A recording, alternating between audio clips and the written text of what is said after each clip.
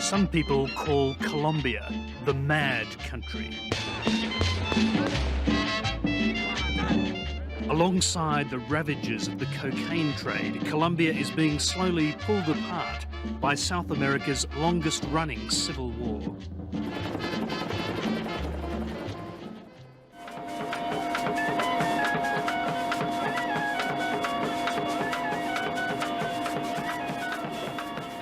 High above the leftist guerrilla stronghold of the Choco jungle, a Colombian Gaida band plays as loud as possible to ward off their fear of flying.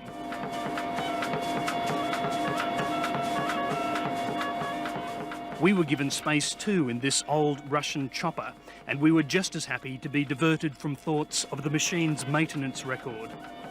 Not to mention the possibility that someone down there might have anti-aircraft weapons.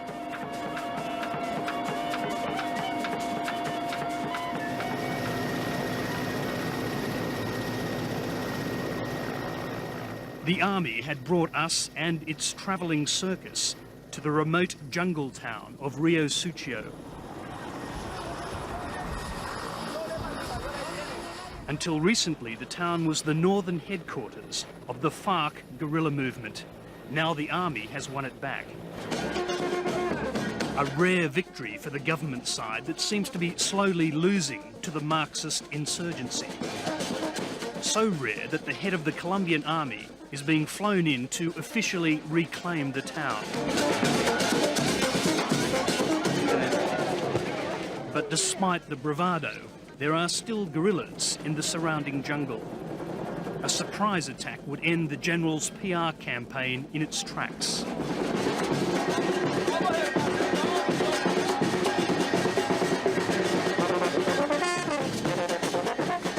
There are echoes here of the US Army's Hearts and Minds campaign in rural Vietnam. But it all has a distinctly Colombian twist. Vamos a ver, último ensayo, despacio y duro. Niño de acero, buenos días. Buenos días, mi general. Patria, honor, lealtad. Nosotros creemos. We are celebrating today because of the visit of the general. Someone's giving us the strength to live again.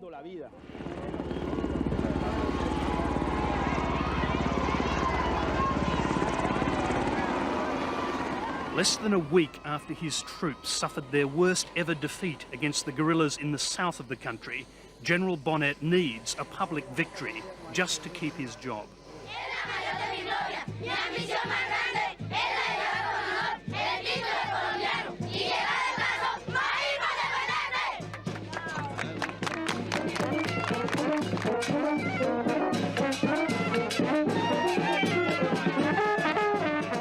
But lift the flap of the circus tent and the picture changes dramatically.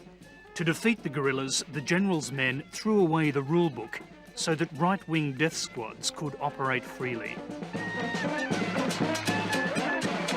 Many of the people in Rio Sucio were happy to see the end of the Marxist petty tyrants who ruled their lives for so long, but they're scared to talk about the new power brokers.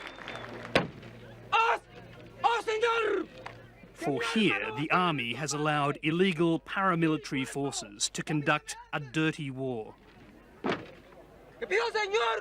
The paramilitary groups under the control of a warlord called Carlos Castaño were used to cleanse the countryside, overrunning hamlets, executing suspected leftists, and forcing their neighbours to run. The prime cause of internal displacement in Colombia are the paramilitary groups. They operate as private armies of linked to very specific economic interests.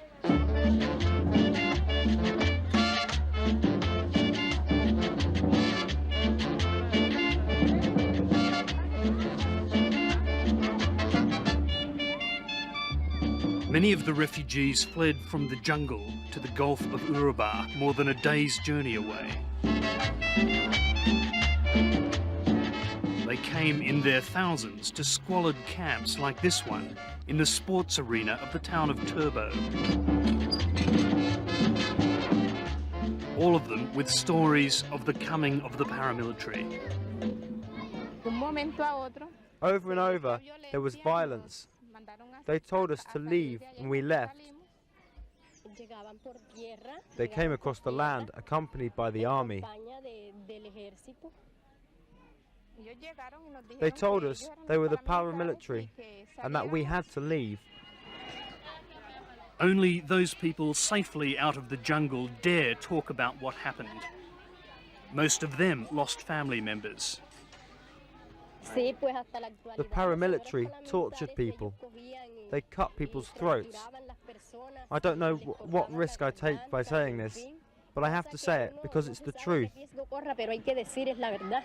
The way they operate is the paramilitary groups come into a town unarmed, very secretly, begin to look around, see who in the town sells food to the guerrillas, who are the doctors that give them medicine, who are the bus drivers or the ones that give them transportation, and once they've identified what they consider to be guerrilla sympathizers, they simply one night come in with a list of all these people and bring them together and massacre them. Lord of the powerful, in whose hands is life and death. Listen to these words of war. The army is adept at promoting the myth that it can win its own battles and that it can hold its ground when it does. A lot of people in Bogota say this town is an emporium for the guerrillas. They say this place is full of drug dealers. This is not true. This is a small town which has suffered violence. This is a town which has been abandoned. This is a town full of necessity. This is a town we are going to help.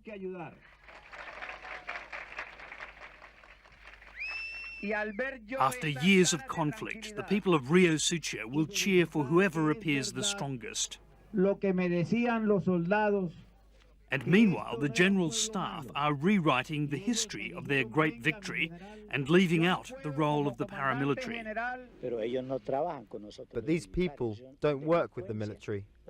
They are organized criminals who appeared in these unjust times and took justice into their own hands.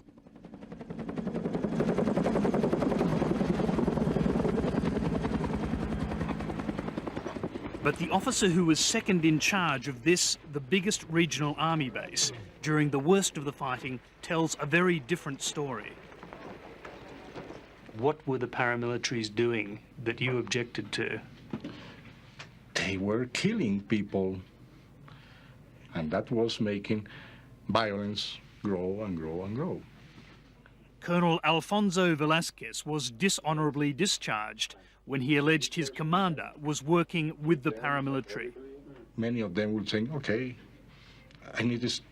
what I need is to kill guerrilla, I don't care paramilitary. And if they help me, quotation marks, welcome that help.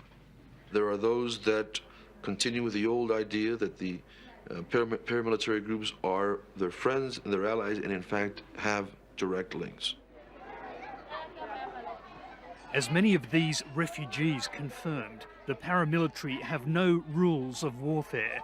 Their methods are brutal and have one aim: to terrorize. They have a way of killing. They cut their heads off. Many people were disemboweled and their innards thrown in the river. This is the way they do it. They are laying down the seeds of terror, so people will respect them, listen to them, and obey them. Sientan, le obedezcan.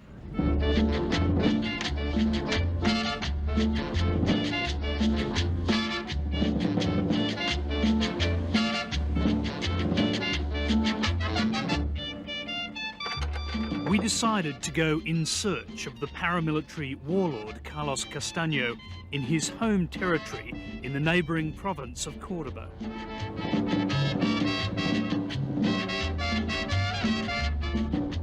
As in Urubá, the real fight here was for control of vast swathes of rich land.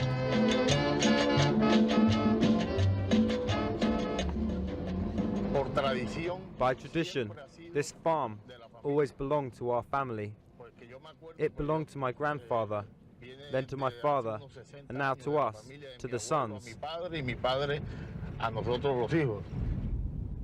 The paramilitary here were largely financed by wealthy ranchers like Enrique Vega, who describes Castaño as a hero. He taught us how to fight, to protect our lands.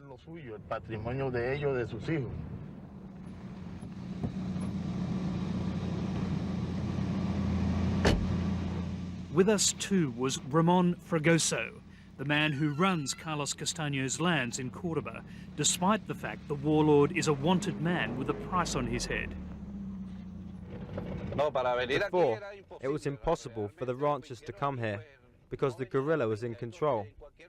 The guerrilla could come at any moment, shooting, extorting, killing, raiding.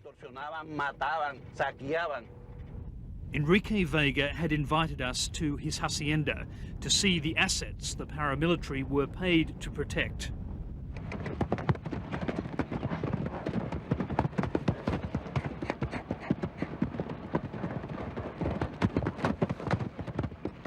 The Vega family is one of the wealthiest in Córdoba. This is only one of numerous ranches they own. They have the best cattle, the finest animals money can buy, and they intend to keep them. They also have a very close relationship with the military, who now appear to use the ranch as a training base. Enrique Vega said Castaño's men had, as they put it themselves, cleansed the area of subversives. Yes, it was total war. It was a war which they could have won, or we could have won. But we won, and now we are enjoying it. For years, Vega and the other ranchers paid protection money to the guerrillas, but Castaño persuaded them to pay him instead to set up and arm a paramilitary force. That decision cost us many lives. Many were killed. There were many kidnappings. But we would not be here today if we had not made that decision.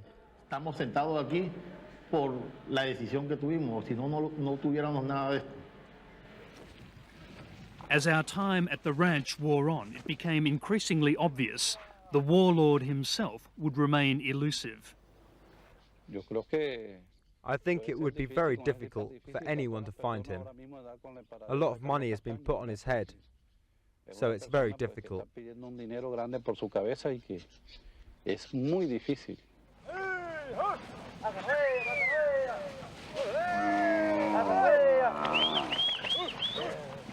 The fact is that having cleansed the area, Castaño and his men moved on to greener pastures.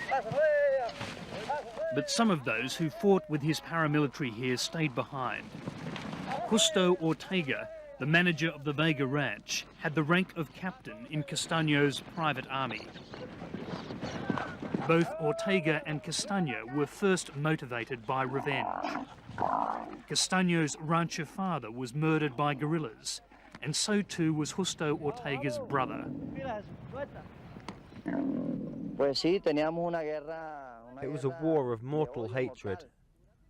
They would hit us, and we would hit them back. We don't have guerrillas now. We don't have thieves. We have no problems now. We're clean.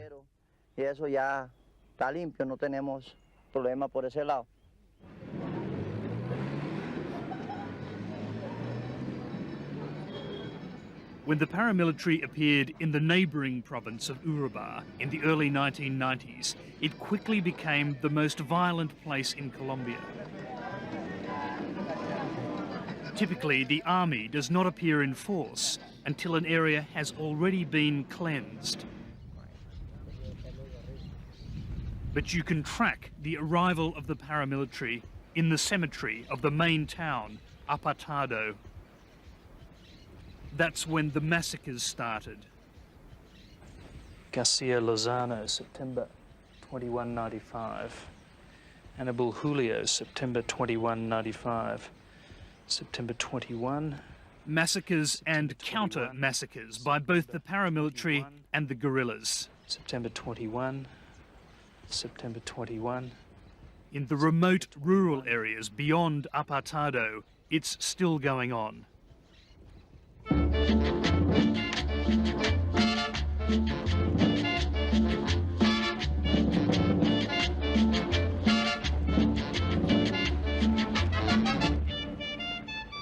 The strategy of using paramilitary forces to fight the guerrillas is spreading now throughout Colombia. Barely a week goes by without reports of a new massacre. We'd heard of a town called San Jose, where the people caught in the middle decided to make a stand. Until recently, there were paramilitary checkpoints on this road. Well, San Jose is effectively outside the army's control. It's about a half an hour down the end of this road in the jungle, in a sort of no man's land surrounded by both paramilitary and guerrillas. And since both sides have been killing civilians, the community declared itself neutral. They want no part of the conflict. They call themselves a peace community. But even since they did that, more than 40 of them have been murdered, the last only a week ago.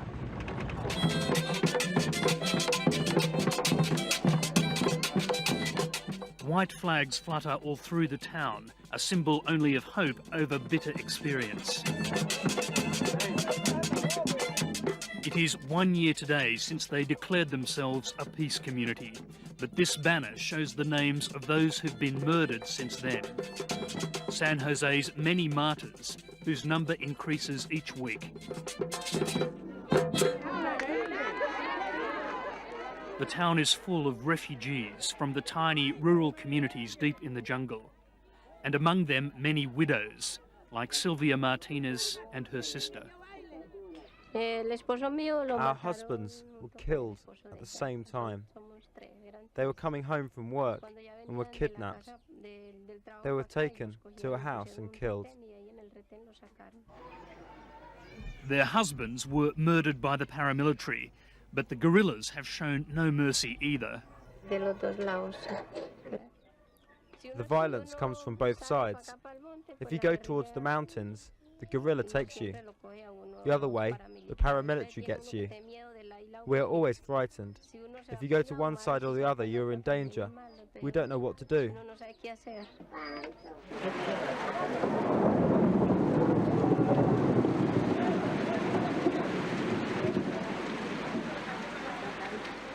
In spite of the danger, the refugees want to return to their homes. A return is planned for today, 2 hours walk through the jungle to the hamlet of Union.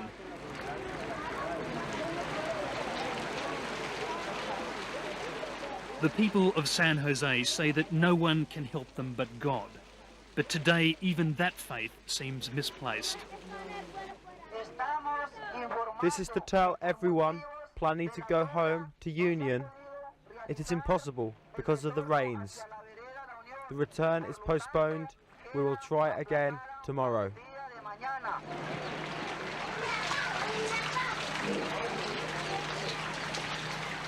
The Nobel laureate, Gabriel Garcia Marquez, says that his country is being consumed by a biblical Holocaust. More and more innocents are being dragged into the conflict, and for the powerless, there seems little prospect of escape.